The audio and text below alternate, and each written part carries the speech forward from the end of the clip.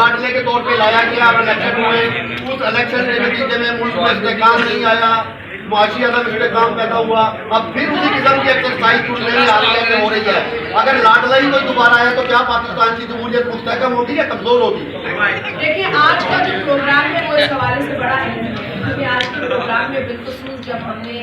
ایک جمہوری کارکن کی کتاب کا ذکر کیا تو تمام جمہوری کارکنان اس وقت ہمارے لیے وہ اس اعتبار سے بہت اہمیت رکھتے ہیں کیونکہ انہوں نے پاکستان کی جمہوریت کی جو بنیاد ہے، جمہوریت کو جو مضبوط کیا ہے، اس میں ان کا بڑا حصہ ہے۔ تو یقیناً بہت دکھ ہوتا ہے اس جمہوری کارکن کو یہ سن کر کہ ملک میں جمہور کی مرضی سے وزیر اعظم نہ بنے، جمہور کی مرضی سے یا جمہور کے فیصلے کے نتیجے میں اقتدار نہ ملے اور کسی اور طریقے سے ملے۔ تو یہ افسوسناک بات ہے، چاہے وہ 2018 میں اس طرح کا عمل ہوا ہو یا آنے والے دنوں میں اس طرح کی عمل کی تیاری ہو، تکلیف جمہوری کارکن کو ہوتی ہے اور سب سے زیادہ نقصان پاکستان کا۔ لہٰذا آپ کے توسط سے میں ان تمام لوگوں کو کہوں گی کہ خاص طور پہ اس جماعت کو جس نے پاکستان میں پاکستان پیپلز پارٹی کے ساتھ مل کر جمہوریت پر دستخط کیے، جس کے میں سمجھتی ہوں خد و خال چھپے چھپے ہوئے۔ یہ اور بات ہے کہ جب آصف علی زرداری صاحب صدر بنے مثال جمہوریت سائن ہونے کے بعد تب بھی زرداری صاحب کو بہت ساری مخالفت دیکھنی پڑی، کئی لوگ اس پر رپورٹ چلے گئے، کئی لوگوں نے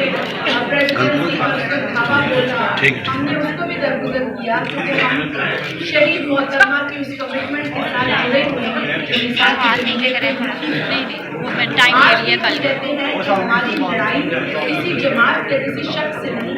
ہماری لڑائی اس ملک میں غربت سے ہے، اس ملک میں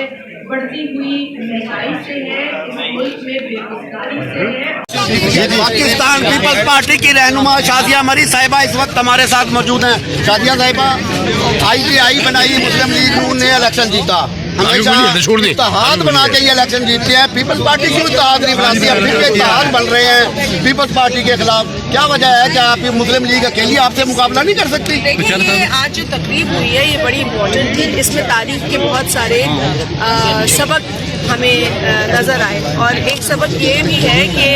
پاکستان میں جمہوریت کے حصول اور جمہوری استحکام کے لیے لوگوں نے بڑی قربانیاں دی، اور جو لوگ قربانیاں دیتے ہیں انہیں دکھ ہوتا ہے جب ڈھیلے ہوتے ہیں، انہیں دکھ ہوتا ہے جب کہا جاتا ہے کہ بات ہو گئی ہے اور ڈن ہو گیا ہے کسی کا وزیر اعظم کہیں سے بننا۔ یہ دکھ کی بات ہے۔ میں سمجھتی ہوں کہ IGI بنانے والے اور IGI کے پلیٹ فارم سے پیسے بانٹنے والے اور پھر اس کے بعد بہت ساری باتیں کھل کے کرنا بھی وقت کم ہے، لیکن میں سمجھتی ہوں کہ یہ ایڈونچر ہو چکے ہیں۔ مثالی جمہوریت ایک حقیقت ہے، اس پر دستخط بھی کیے گئے دو بڑی جماعتوں کی جانب سے۔ چور دروازے ہماری نظر میں بند ہو جانے چاہیے، لیول پلینگ فیلڈ ملنی چاہیے، اس ملک میں فری فیئر ٹرانسپیرنٹ الیکشن ہونا چاہیے، اور اس ملک کی عوام کو یہ حق ملنا چاہیے کہ وہ جس کو چاہیں اقتدار